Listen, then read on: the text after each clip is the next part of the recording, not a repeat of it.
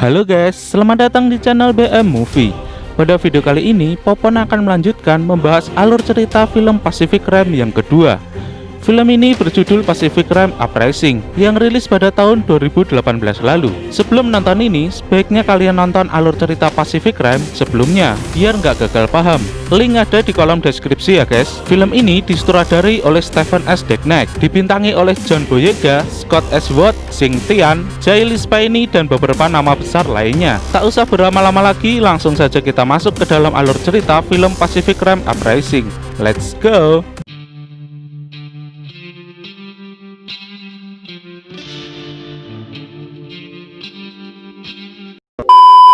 Di awal film, kita diberitahu tentang sekilas balik film sebelumnya yang menceritakan tentang serangan monster-monster yang muncul dari portal antar dimensi yang terdapat di lempeng tektonik di dasar Samudra Pasifik. Monster-monster itu dikirim oleh ras alien yang disebut sebagai Prekursor dari dimensi lain.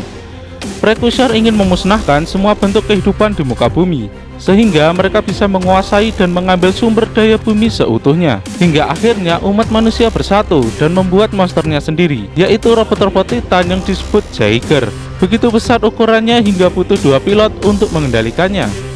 Dengan perjuangan yang tidak mudah, pasukan Jaeger yang dipimpin oleh Marshal Stacker Pantekos berhasil menutup pintu masuk para monster portal antar dimensi untuk selama-lamanya, walaupun dengan mengorbankan nyawanya. Ini adalah kisah anak dari Stacker Pantekos yang bernama Jack Pantekos. 10 tahun berlalu sejak aksi heroik ayahnya yang telah menutup portal antar dimensi dengan mengorbankan nyawanya. Saat ini banyak kota-kota yang sudah pulih, namun banyak pula kota yang tidak mampu bangkit, khususnya kota yang terletak di bibir pantai dan terdampak secara langsung atas serangan monster. Tidak seperti orang kebanyakan, Jack memilih untuk hidup foya-foya di kota yang hancur di pinggir pantai. Untuk memenuhi gaya hidupnya, Jack mencuri berbagai barang dan menukarnya dengan sesuatu yang dia butuhkan. Pada suatu malam, Jack dan beberapa pencuri lainnya menerobos masuk ke gudang rongsokan Jaeger yang dijaga ketat oleh pasukan pertahanan Pasifik di California. Dia berniat mencuri spare part Jaeger berteknologi tinggi karena di luar banyak pihak ingin membeli teknologi itu dengan harga yang tinggi dengan berbagai alasan.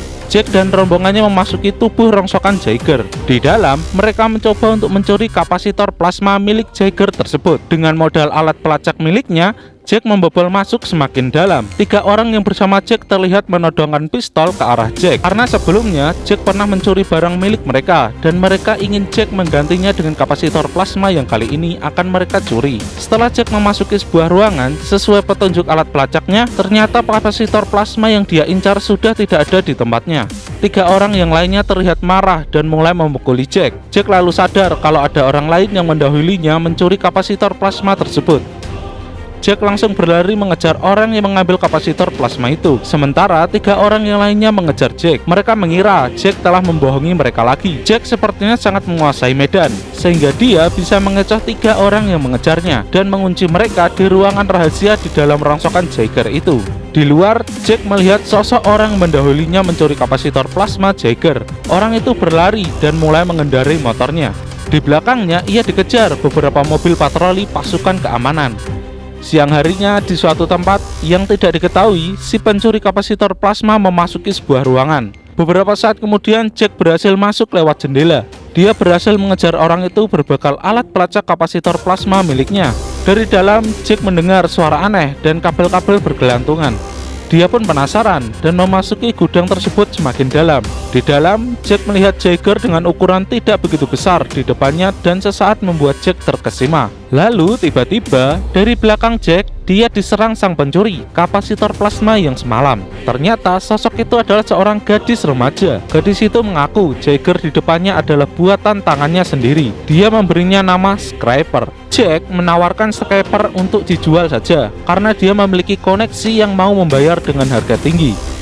Gadis itu menolak dengan tegas bahwa Scraper tidak untuk dijual. Di saat mereka sedang berdebat, dari luar terdengar sirine polisi telah mengepung gudang itu. Si gadis langsung berlari memasuki Jagger miliknya. Jack yang kebingungan akhirnya mengikuti gadis itu masuk ke ruang kokpit. Di dalam, Jack kebingungan karena dia melihat hanya satu ruang kendali pilot, tidak seperti Jagger pada umumnya yang memiliki dua pilot. Sang gadis menjelaskan kalau Jagger miliknya adalah Jagger kecil, jadi tidak membutuhkan dua pilot untuk mengendalikannya. Jack menyuruh si gadis minggir agar dia saja mengendalikan Scraper.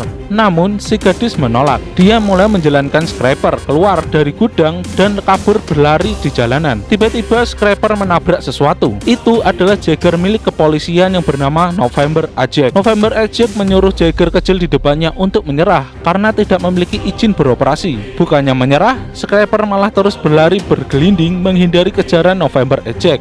Beberapa kali Scraper berhasil mengocek November Ajak. Namun itu tak berlangsung lama karena Scraper bukanlah tandingan November Ajak. Dan dengan mudah Scraper berhasil dilumpuhkan. Jack dan gadis yang bersamanya berhasil ditangkap oleh pihak keamanan. Di dalam penjara, Jack dan gadis itu terlihat adu mulut. Gadis itu bernama Amara Namani. Beberapa saat kemudian, Jack dipanggil oleh petugas kepolisian karena ada orang yang ingin menemuinya. Di dalam ruangan lain, muncul hologram seseorang di depan Jack. Sosok itu adalah Mako Mori, kakak sambung Jack. Sebagai seorang kakak, Mako terlihat kesal dengan ulah adiknya yang suka mencuri dan melakukan kekacauan. Jack meminta bantuan kepada kakaknya yang seorang perwira untuk dibebaskan. Mako bersedia membantu Jack dengan syarat Jack mau kembali ke pangkalan pilot Jagger. Mako ingin Jack menjadi pelatih calon pilot Jagger. Mako ingin Jack ke sana dengan Namani. Jack pun kaget. Namun meski terlihat kesal, Jack tidak bisa berbuat apa-apa. Singkat cerita, sampailah Jack dan Namani di Akademi Pilot Jagger di Moyulan Satterdong yang terletak di Pulau Moyulan, Cina. Setelah turun dari helikopter, Namani terlihat bingung kenapa dia juga diajak ke sana. Jack menjelaskan kalau Namani telah berhasil membuat dan mengendalikan Jagger. Hal itu membuat Mako tertarik. Sesaat kemudian, wajah Namani terlihat takjub ketika dia melihat Jagger Talor Omega berjalan di depannya. Pihak militer juga membawa Scraper ke pangkalan Moyulan. Di sana, Jack dan Namani disambut oleh Nate Lambert, mantan rekan satu tim Jack saat masih di akademi dulu. Di sini, Namani baru sadar kalau nama belakang Jack adalah Pentecost, anak dari Stacker Pentecost, pahlawan yang mempertaruhkan nyawanya demi menutup portal kaiju. Di dalam kubah, Namani tak henti-hentinya takjub saat melihat berbagai Jagger di depannya. Dia melihat Titan Redeemer, Bracer Phoenix yang dipiloti 3 orang, Cyber Athena, Jagger paling cepat di bumi saat ini. Namani kemudian bertanya kepada Nate yang menjadi pilot Jagger yang mana. Nate kemudian menjawab kalau dia adalah pilot Gypsy Avenger. Mereka bertiga kemudian ditemui oleh Julius Reyes yang bekerja di bagian teknologi Jagger. Jules sempat terlihat heran melihat Jack yang bersedia kembali ke armada. Dia pun melanjutkan pekerjaannya. Nate yang membawa Namani ke asrama calon pilot Jagger untuk bergabung bersama teman-teman yang lain. Di sana Namani disambut dingin oleh kadet yang bernama Victoria Malikova. Lalu kadet yang lainnya bernama Junhei membantu Namani dan memberitahu kalau Malikova cemburu karena dia harus berjuang susah payah untuk mendaftar menjadi pilot Jagger. Sedangkan Namani gampang untuk masuk begitu saja. Junhei ingin mengajarkan bahasa Rusia kepada Namani agar dia bisa akrab dengan Malikova. Beberapa saat kemudian terlihat seekor kaiju menyerang kota. Beruntung ada Jagger Titan Redeemer di sana. Namun kaiju itu terlihat kuat dan berhasil mengalahkan Titan Redeemer. Ternyata itu adalah simulasi pilot Jagger. Namani tidak berhasil melakukan drive dengan sempurna dengan kadet Suresh rekan di sampingnya. Nate terlihat kecewa melihat kemampuan Namani. Jack mencoba membela, namun hal ini membuat Nate dan Jack terlibat adu argumen. Malam harinya, Nate menemui Jack yang sedang santai di dapur sambil makan es krim. Nate bertanya, mengapa Jack seperti tidak serius dalam melatih para kadet. Menurut Jack, hal ini sia-sia karena kaiju sudah musnah sejak 10 tahun yang lalu. Nate lalu menjelaskan kalau pihak militer masih meneliti tujuan utama Precursor mengarahkan kaiju ke bumi. Karena itu masih menjadi misteri dan berjaga-jaga atas serangan kaiju berikutnya. Jack sangat ingin keluar dari program Jagger. Nate lalu menjelaskan kalau besok pihak swasta dari Shaw Industry akan memperkenalkan drone, yaitu Jagger yang bisa dikendalikan dari jarak jauh milik Shaw Industry, dan kemungkinan akan membuat program Jagger dipiloti oleh manusia saat ini dibubarkan. Nate mengingatkan Jack kalau seharusnya Jack bisa jadi lebih hebat dari ini dan kemudian pergi. Keesokan harinya datang rombongan dari Shaw Industry yang dipimpin oleh Shaw Llewellyn dan Newton Chrysler yang saat ini bekerja untuk Shaw Industry. Mereka disambut pimpinan program Jagger saat ini, Marshal Kyuan. Di pertemuan kali ini, Mako Mori juga datang. Dia senang melihat Jack ada di sana. Lalu Herman Gottlieb datang menyambut teman lamanya, Newton, yang sudah sekian lama tidak bertemu. Herman mengajak Newton untuk memeriksa hasil penemuan terbarunya. Herman menciptakan pendorong roket untuk membawa Jagger lebih cepat ke medan pertempuran. Newton mengatakan kalau itu tidak mungkin karena Jagger sangatlah berat dan tidak mungkin dapat diangkat dengan roket. Herman menjelaskan kalau dia menemukan bahwa jika darah kaiju disatukan dengan elemen-elemen langka bumi akan sangat reaktif dan energi yang ditimbulkan luar biasa besar. Newton mengatakan kalau temuan Herman ini sia-sia karena sebentar lagi setelah disetujui, teknologi drone milik Shaw Industries akan disebar di segala tempat dan mereka akan aman. Newton pun pergi meninggalkan Herman. Di tempat lain, Shaw mendemonstrasikan teknologi drone miliknya yang bisa dikendalikan dari jarak jauh di depan Sekjen Pertahanan Mako Mori. Shaw berencana akan menempatkan drone-drone itu di segala penjuru dunia. Seketika, beberapa perwira program Jagger yang ada di sana merasa tidak setuju karena mereka adalah pejuang, bukan pekerja kantoran. Di sana, semua orang berdebat. Mako Mori dan Jack berjalan keluar ruangan. Di luar, Mako mengatakan kalau dia tidak setuju dengan teknologi milik Shaw karena rawan diretas. Namun sebagian anggota dewan menyetujui teknologi milik Shaw. Mako tidak bisa apa-apa. Mako meminta Jack dan Nate membawa Gypsy Avenger untuk menjadi pengawal kehormatan di pertemuan dewan di Australia nanti. Keesokan harinya, pertemuan para dewan pertahanan Pan-Pasifik di Sydney, Australia pun digelar. Dari jauh terlihat Gypsy Avenger mendekat di tempat pertemuan dengan diangkut beberapa helikopter. Di tempat lain, Mako Mori di dalam helikopter menuju tempat pertemuan. Shaw juga sudah sampai di sana. Saat akan masuk ke gedung dewan, tiba-tiba dari laut muncul Jagger yang tak dikenali. Jagger itu pun menembakkan rudal ke arah gedung pertemuan. Gypsy Avenger bertarung menghentikan Jagger asing itu. Di tengah pertarungan, helikopter yang dinaiki Mako Mori tertembak rudal. Setelah melumpuhkan Jagger asing itu, Gypsy Avenger berusaha menangkap helikopter Mako yang jatuh, namun tak mampu. Jack yang terpukul keluar dari dalam Gypsy Avenger dan berlari menghampiri helikopter Mako yang hancur. Dari atas terlihat 3 Jagger datang menuju medan pertempuran. Jagger asing yang melihatnya pun kemudian kabur kembali ke dalam laut. Di dalam markas Moyulan, Jack yang sedang berduka menemui Namani yang masih saja berlatih. Namani tidak ingin tertinggal dengan teman yang lain. Jack bersedia membantu Namani untuk melakukan draft simulasi pilot Jagger. Di dalam draft, Jack melihat sekilas balik memori masa lalu Namani, di mana seluruh keluarganya tewas diinjak kaiju. Jack menghentikan draft itu karena takut Namani terjebak di dalam draft. Jack lalu kemudian mendapatkan telepon untuk menemui Nate dan yang lainnya. Di sebuah ruangan, Jack diperlihatkan pesan yang dikirim oleh kakaknya, Mako Mori, sebelum helikopter yang dinaikinya jatuh. Herman menemukan Jagger yang menyerang Gypsy Avenger memiliki kode nama Obsidian Fury. Setelah pesan dari Mako Mori dienkripsi, ternyata membentuk lambang yang aneh. Marshal Qian memerintahkan Herman untuk mencari tahu lambang apa itu. Qian juga ingin tahu siapa pilot Obsidian Fury. Di dalam Shaw Industries, Shaw menyuruh Newton untuk mempersiapkan peluncuran seluruh drone dalam waktu 48 jam karena para dewan telah menyetujui pemakaian drone miliknya dalam rapat darurat. Newton melihat puluhan drone milik Shaw Industries yang siap diluncurkan. Sepulangnya dari sana, di dalam apartemen, Newton terlihat berbincang-bincang dengan seseorang. Ternyata itu adalah otak kaiju. Newton kemudian kembali melakukan draft dengan otak kaiju itu. Di dalam asrama, Victoria mengajak Jagger buatan Namani yang begitu kecil dan tidak bisa apa-apa. Terjadi ketegangan di antara Victoria dan Namani. Namani kemudian menyebutkan sebuah kalimat dalam bahasa Rusia. Kalimat itu membuat Victoria memanas. Namani dan Victoria kemudian bertarung. Lalu tiba-tiba Nate datang untuk melerai. Nate berkata kalau mendiang Mako Mori di saat menjadi mentornya dulu pernah berkata, siapapun kalian, apapun tingkah laku kalian, setelah kalian bergabung dengan pasukan Jagger, kalian adalah keluarga. Kalian saling memaafkan. Lalu kemudian datang Jules memberi pesan untuk berkumpul. Di dalam laboratorium, Herman Gottlieb menemukan bahwa pesan yang ditinggalkan oleh Mako Mori bukanlah sebuah logo, melainkan gambaran sebuah pulau. Pulau itu bernama Swarnaya Semelia yang terletak di semenanjung Siberia. Dulu tempat itu digunakan untuk membuat inti daya Jagger, namun sudah tak digunakan lagi. Jack yang masih marah atas kematian kakaknya meminta izin untuk membawa Gypsy Avenger memeriksa pulau itu. Keesokan harinya sampailah Gypsy Avenger di Swarna Semelia. Tak berapa lama di sana, tiba-tiba Gypsy mendapatkan serangan dari jauh. Itu adalah Obsidian Fury. Gypsy langsung mengejar dan menghajar Obsidian Fury tanpa ampun. Namun Obsidian Fury tak semudah itu dikalahkan. Dengan usaha yang sangat keras dan taktik bertarung yang luar biasa, Jack dan Nate akhirnya bisa melumpuhkan Obsidian Fury.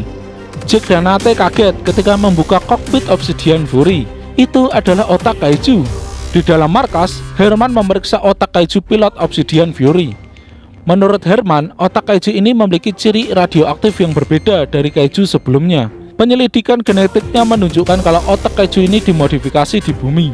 Ini bukanlah ulah para alien, tetapi ada orang yang sengaja mengkloning otak kaiju untuk dimasukkan ke dalam Obsidian Fury. Di depan hanggar, Namani dan yang lainnya penasaran dan ingin memasuki tubuh Obsidian Fury. Di dalam Obsidian Fury, Namani membelah beberapa kabel untuk memeriksanya. Lalu tiba-tiba Jinhe terkena tetesan cairan yang membuat tangannya terluka. Namani dan yang lainnya kaget dan meminta pertolongan. Beberapa saat kemudian, Namani dimasukkan ke dalam sebuah ruangan. Jack kemudian masuk dan memberitahu Namani atas aksinya barusan membuat Marshall marah dan menskorsnya. Menurut Jack, Namani dikeluarkan dari program karena aksinya memasuki Obsidian Fury tanpa izin. Jack mencoba menghibur Namani. Di saat Jack akan pergi, Namani berkata kalau dia menemukan fakta bahwa Obsidian Fury memiliki teknologi milik Shaw Industry. Namani mengenalinya karena sebelumnya dia sering mencuri teknologi milik Shaw Industry. Jack memerintahkan Herman untuk menemui Newton di Shaw Industry, kemudian mencari keterangan. Di dalam kamar asrama, rekan-rekan Namani terlihat sedih atas kepergian Namani, termasuk Victoria. Dia terlihat sudah berdamai dan memaafkan Namani. Di dalam Shaw Industry, akhirnya peluncuran drone di penjuru bumi hampir selesai. Namun tiba-tiba terjadi gangguan konektivitas drone milik Shaw Industry. Para pilot yang ada di dalam kantor terlihat kesakitan. Di dalam markas Moyulan terlihat dua drone milik Shaw tiba. Tepat di saat Namani diantar untuk keluar, terjadi hal yang aneh. Di dalam drone keluar otak kaiju yang mengendalikannya. Drone itu berubah bentuk menjadi monster. Dua drone itu mengamuk dan menghancurkan semua yang ada di sana. Drone-drone itu berhasil melumpuhkan Titan Omega dan lalu menjatuhkan Titan Redeemer. Di dalam Shaw Industry, Herman menemui Newton. Herman meminta bantuan Newton untuk menghentikan drone milik Shaw yang menjadi gila. Namun bukannya dihentikan, Newton malah mengkonfirmasi peluncuran drone di seluruh dunia. Dia mengaku semua ini adalah rencananya untuk mengakhiri dunia. Newton sudah merencanakannya selama 10 tahun ini. Ternyata otak Newton sudah dimasuki oleh Precursor sejak dia melakukan drive dengan kaiju pertama kali dulu.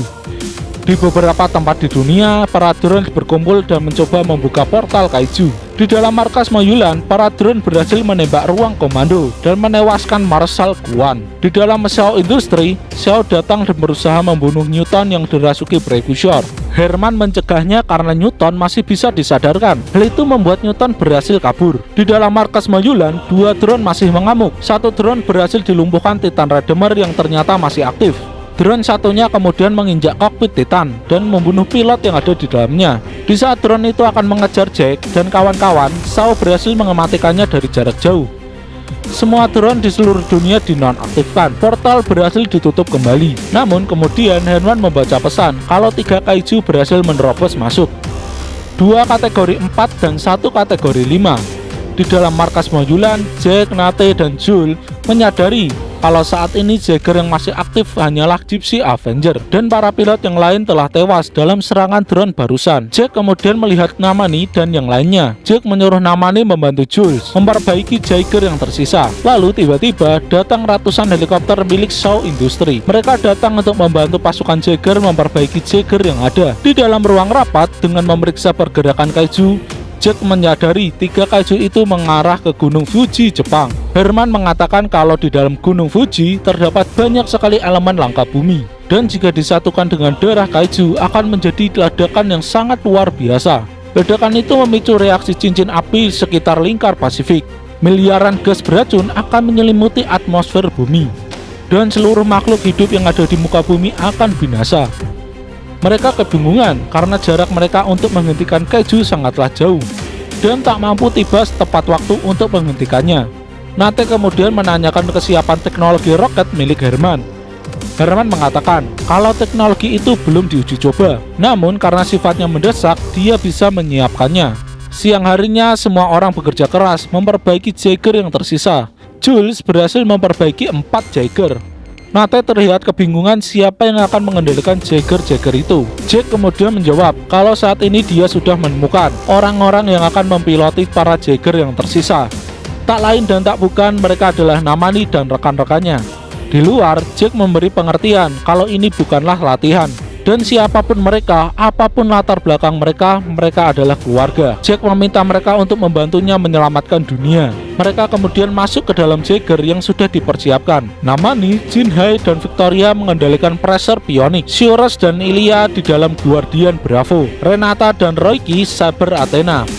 Dan terakhir Jack dan Nate di dalam Gypsy Avenger. 4 Jagger itu meluncur menuju Jepang menggunakan roket peluncur ciptaan Herman. Sementara itu para kaiju sudah sampai di Tokyo, mengamuk dan menghancurkan semua yang ada di depannya. Orang-orang berlarian memasuki bunker anti kaiju. Beberapa saat kemudian 4 Jagger sudah mendarat sampai di sana. Gypsy dan Phoenix menyerang kaiju terbesar. Guardian Bravo dan Saber Athena menyerang 2 kaiju lainnya. Di saat Gypsy memukul kaiju terbesar, kaiju itu mampu menyerap dan mengembalikannya kepada Gypsy. Gypsy pun terlempar. Gypsy mencoba menimpa kaiju itu dengan gedung-gedung di sekitarnya. Namun kaiju itu tetap mampu bertahan. Di tempat lain, Saber Athena terlihat kesulitan.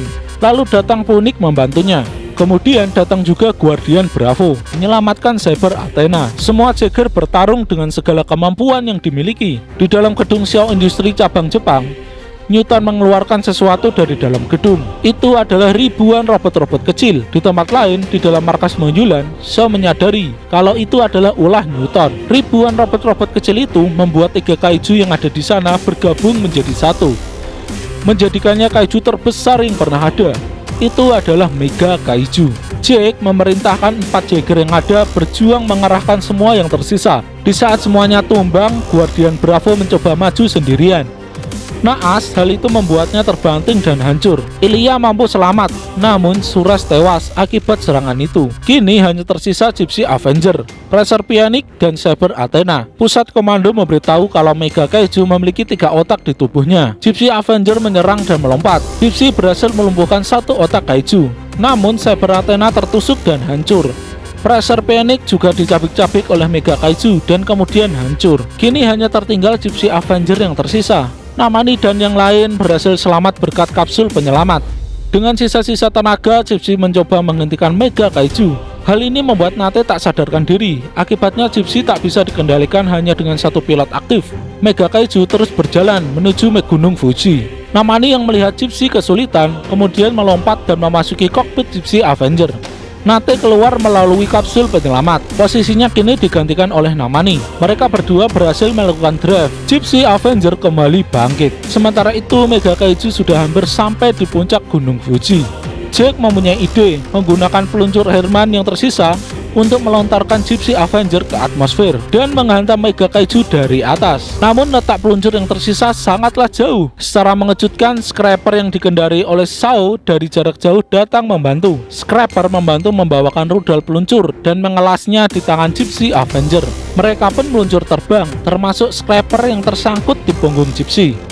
Dari atas, Gypsy bersiap-siap menghantam Mega Kaiju. Gypsy menggunakan tembakan plasma untuk mengarahkan hantaman Gypsy tepat mengenai Mega Kaiju. Dengan kecepatan tinggi, Gypsy pun meluncur. Di sisi lain, terjadi kerusakan yang membuat Jack dan Namani tak mampu keluar dari kokpit Gypsy Avenger. Beruntung, Scrapper masih ada di sana. Scrapper menolong Jack dan Namani untuk masuk ke dalam Scrapper. Tepat sebelum Mega Kaiju masuk ke kawah Fuji, Gypsy Avenger dengan kecepatan tinggi menghantamnya.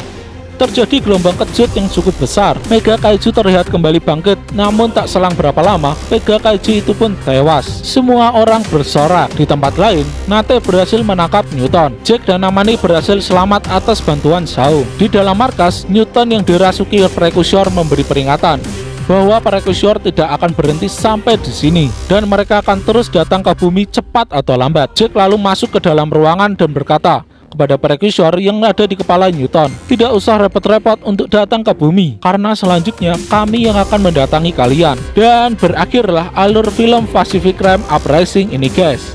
Semoga kalian terhibur. Seperti biasa, like, comment, share, dan subscribe channel ini ya guys. Tulis kritik dan saran kalian di kolom komentar, dan sampai jumpa di video popan berikutnya. Bye bye.